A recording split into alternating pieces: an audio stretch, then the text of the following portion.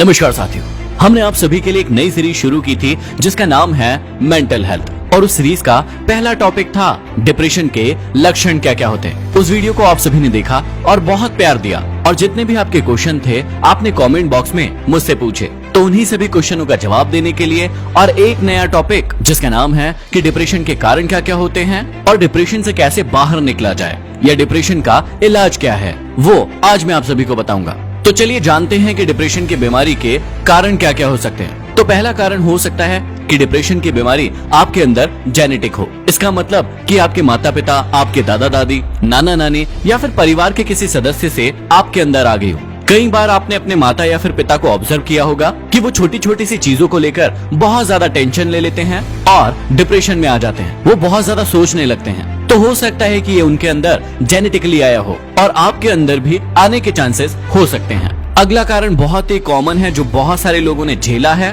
और वो है आपके साथ शोषण होना।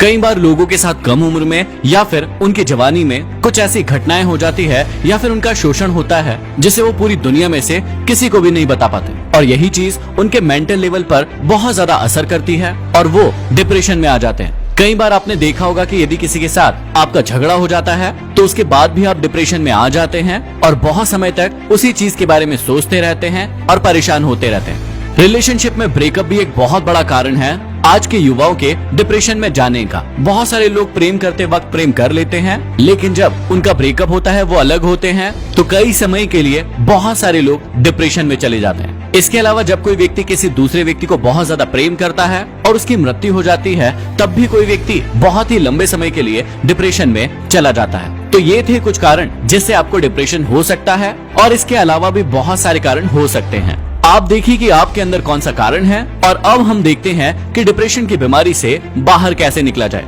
तो डिप्रेशन को कैसे दूर किया जाए ये बताने से पहले मैं आपसे कहता हूं कि आप अपने अंदर जानिए कि आपको डिप्रेशन हो क्यों रहा है। सबसे पहले आप उस कारण को जानिए, क्योंकि आपसे अच्छा आपको कोई नहीं जान सकता। यदि डिप्रेशन आपके अंदर जेनेटिक रूप में है या फिर कोई बड़ी बीमारी का रूप ले चुका है, तो सबसे पहले आपको अच्छे डॉक्टर से कंसल्ट करना चाहिए और वो जो भी सलाह दे आपको उसे मानना चाहिए। जब कोई व्यक्ति डिप्रेशन में जाता है तो उस वक्त उस व्यक्ति के लिए सबसे ज्यादा जरूरी होता है किसी अपने व्यक्ति का साथ। लेकिन यदि किसी अपने व्यक्ति का साथ नहीं मिल पाता है तो उसे किसी अच्छे काउंसलर के साथ मिलना चाहिए, उससे अपनी प्रॉब्लम डिस्कस करना चाहिए, अपनी पूरी की पूरी समस्याएं बताना चाहिए और काउंसलर उसे अच्छी सलाह देगा। जब भी डिप्रेशन इनिशियल स्टेज पर हो तो इस बात का बड़ा ध्यान रखिए कि आपसे ताकतवर इस दुनिया में कोई भी नहीं है। आपको आपसे बेहतर कोई नहीं जानता, इसलिए आप खुद ही इस बीमारी से बाहर आ सकते हैं। आपको खुद से चैलेंजेस लेने होंगे और उन चैलेंजेस को पूरा करना होगा और इस बात का भी ध्यान रखना होगा कि आपसे पावरफुल कोई भी नहीं है और आप बहुत ही आसानी से इससे बाहर आ सकते हैं। कई बार आप कुछ नहीं सोचते हैं, कई बार आप डिप्रेस नहीं होते हैं, लेकिन कई बार लोग आपके पास आके कुछ ऐसी बातें करते हैं जिसके कारण आपको तनाव होने लगता है, आप डिप्रेशन में चले जाते हैं। तो सबसे महत्वपूर्ण बात है कि ऐसे माहौल से, ऐसे लोगों से बिल्कुल ही दूर रहिए जहां आपको डिप्रेशन वाली फीलिंग आती हो। और सबसे महत्वपूर्ण बात, खुद भी खुश रहिए और अपने लोगों को भी खुश रखिए और इस जिंदगी को पूरी तरीके से एंजॉय कीजिए। आशा करता हूँ कि मेरे इस वीडियो से आपको बहुत ज्यादा मदद मिलेगी। यदि आपके आसपास भी आपके दोस्त, यार, मित्र, आपके माता पिता, कोई भी व्यक्ति डिप्रेशन में हो तो उसे ये वीडियो जरूर शेयर कीजिएगा। यदि आप डिप्रेस रहते हैं तो आप क्या करते हैं मुझे कमेंट बॉक्स में कमेंट करके जरूर बताइए। अगले वीडियो में फिर मिलते हैं। धन्यवाद।